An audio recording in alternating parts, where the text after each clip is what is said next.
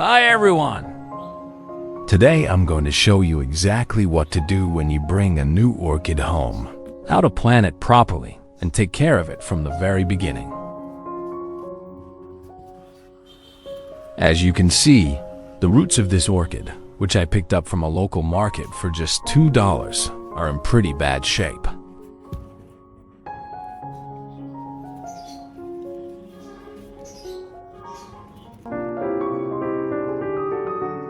Let's get started.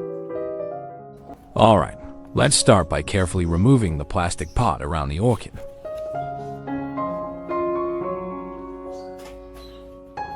Looking at the roots here, we can clearly see signs of rot.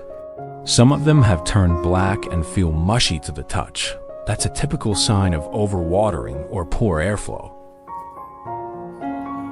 Others have a yellowish tint and are dry or hollow inside, which means they've died off and can no longer absorb water or nutrients. So I'll begin by gently removing all of the old moss around the roots.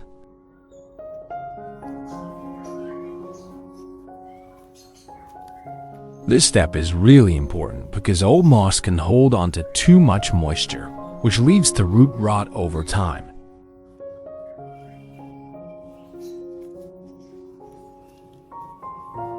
By replacing it with fresh, clean moss, I'm giving the plant a completely new growing environment, something that's breathable and better for healthy root development.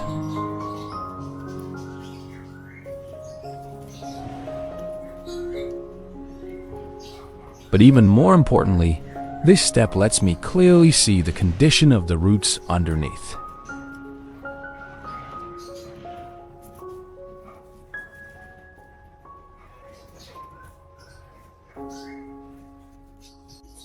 Next, I'm going to trim away all of the rotted roots and any yellow or decaying leaves.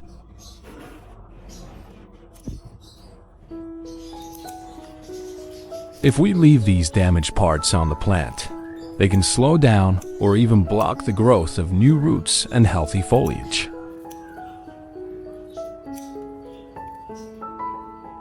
So it's important to remove them completely.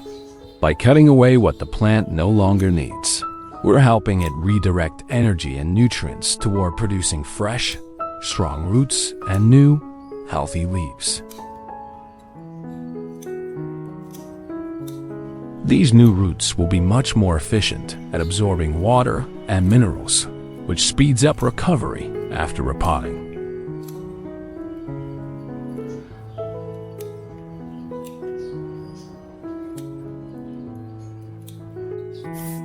Now that I've trimmed off the rotted roots and removed the unhealthy leaves, the next step is to rinse the entire plant under running water. I'm doing this to make sure any leftover dirt, decayed material, or moss fragments are completely washed away. By thoroughly rinsing it, I'm also helping remove any lingering bacteria or fungal spores that might still be hanging on from the old growing medium.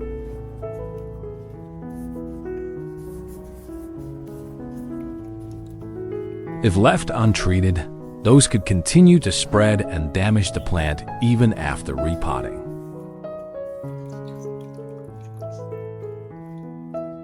So this quick but essential rinse is like hitting the reset button. Let's use a soft cloth to gently dry the plant.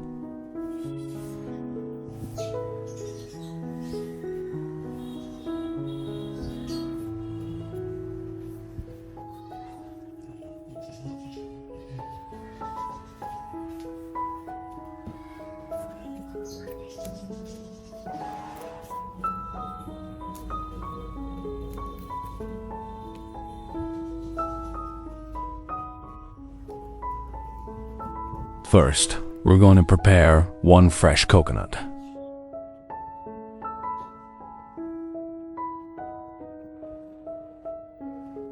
Now we're going to use the coconut water.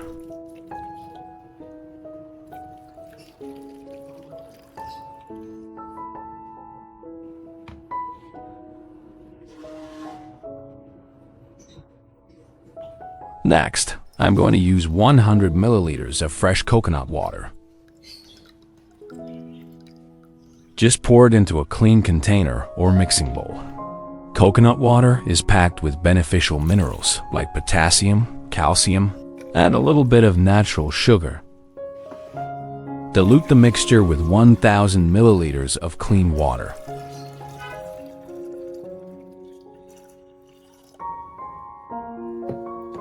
Now, let's add 3 B1 vitamin tablets to the mix.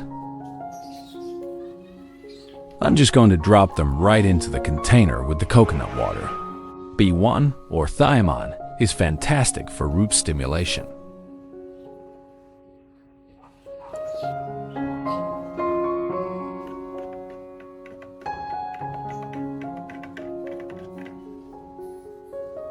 Soak it for 15 minutes.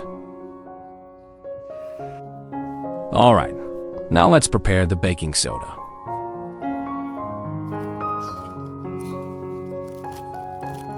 I'm using about a teaspoon, just enough to add some gentle antifungal and antibacterial support. Baking soda is really helpful in orchid care, especially when you're working with plants that have been stressed or were showing signs of rot.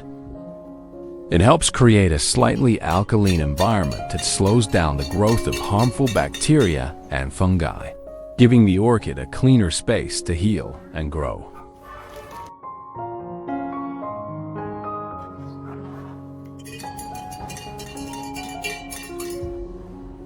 Now that our baking soda solution is ready and fully dissolved, I'm going to gently place the orchid into the bowl.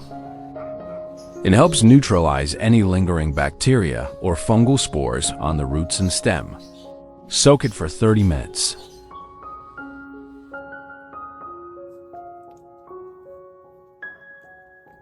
Alright, it's been about 30 minutes, and the orchid has had a good soak in the baking soda solution.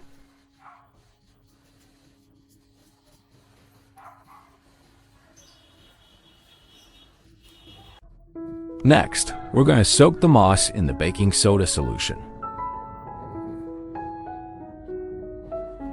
This step is really important because it helps sterilize the moss, killing off any hidden bacteria, fungi, or pests that might harm the orchid later on.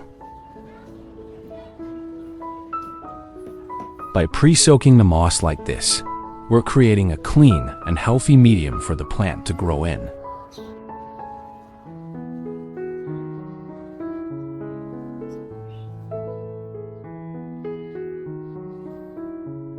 Soak it for 1 day.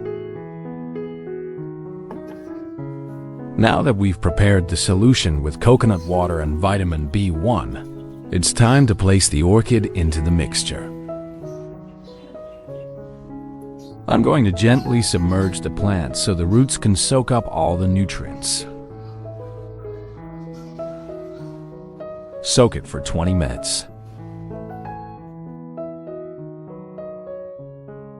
After about 20 minutes of soaking, once the orchid has absorbed all the nutrients from the coconut water and vitamin B1, we'll gently lift it out of the solution.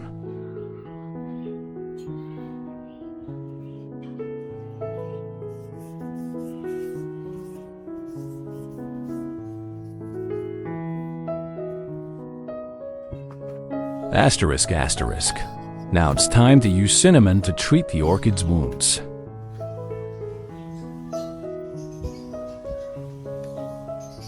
Whenever we trim away rotting roots or remove yellowing leaves, we're essentially creating small open cuts on the plant.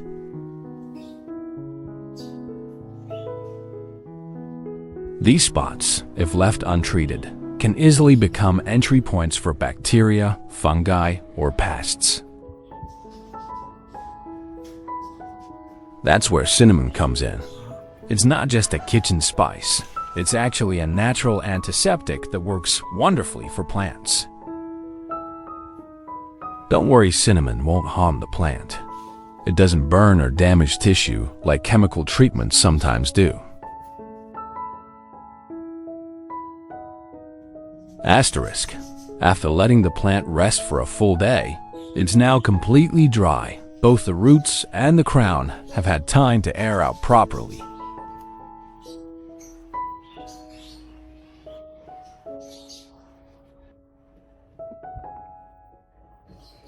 Now that the moss has been soaking for a full day, we're going to remove it from the solution. By now, the moss has absorbed the natural antibacterial and antifungal properties of the baking soda. This process is essential, especially for orchids that have just been trimmed or are recovering from root damage.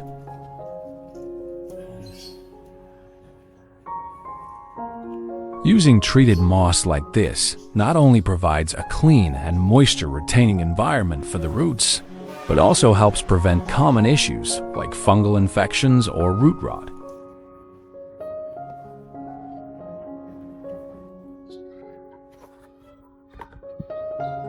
Now we're going to attach some wire, either steel wire or coated garden wire, firmly onto the pot.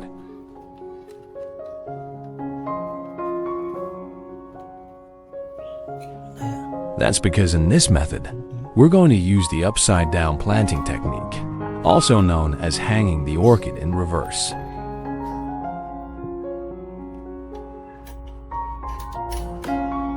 This might seem unusual at first, but it's actually a really smart approach, especially for certain orchid species.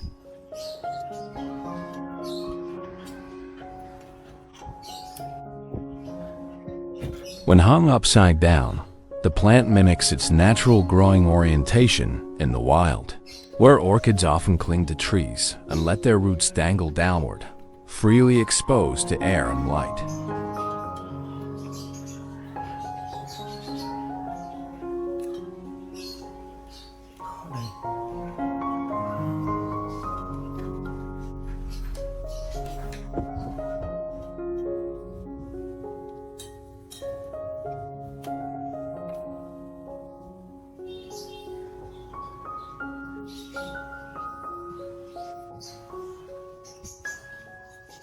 This setup encourages stronger root development, improves drainage, and helps prevent moisture buildup at the base of the plant, which reduces the risk of rot.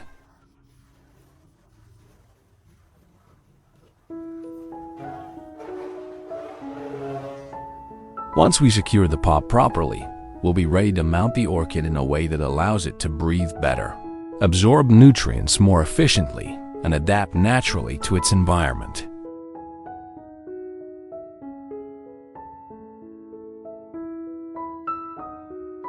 Next, we'll pour the solution we just prepared into a misting spray bottle. This mixture, made with coconut water, vitamin B1, and a touch of baking soda, is full of nutrients that are great for orchids.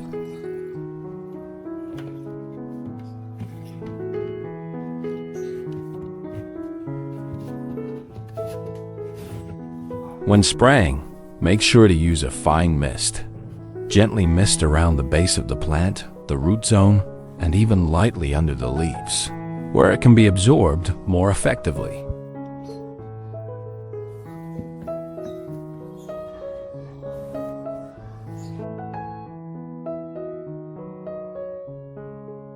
After about a month, the leaves, first of all, look visibly healthier. They've turned a deeper shade of green, and they feel firm to the touch, not limp or yellowing like before. Now, the roots. This is where the magic really shows. You'll notice new root tips starting to emerge, and they look plump and green. That's a really good sign, because it means the orchid is responding well to the moisture and the nutrients.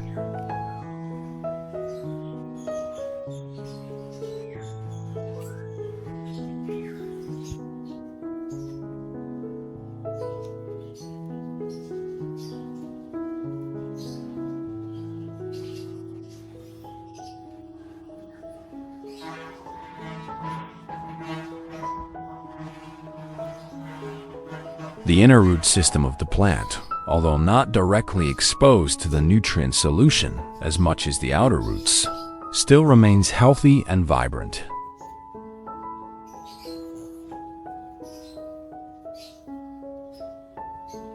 This indicates that the plant has successfully absorbed nutrients through the outer roots and leaves, allowing internal roots to benefit indirectly.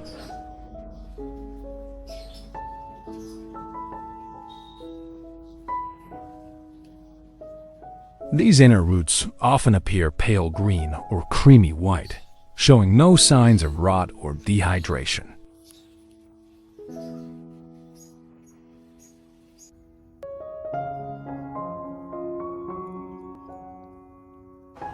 And the result after 3 months?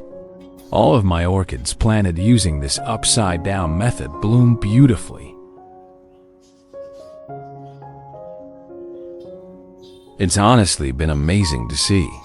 Not only did the plants recover from root damage and stress, but they also developed stronger, healthier roots, greener leaves, and eventually, full flower spikes with vibrant blooms.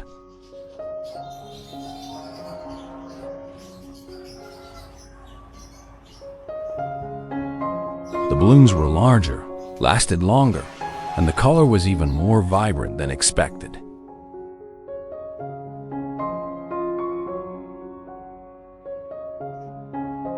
What's more interesting is that the plants maintained moisture balance very well. And because they were hanging, airflow around the roots and leaves helped prevent mold or fungal buildup.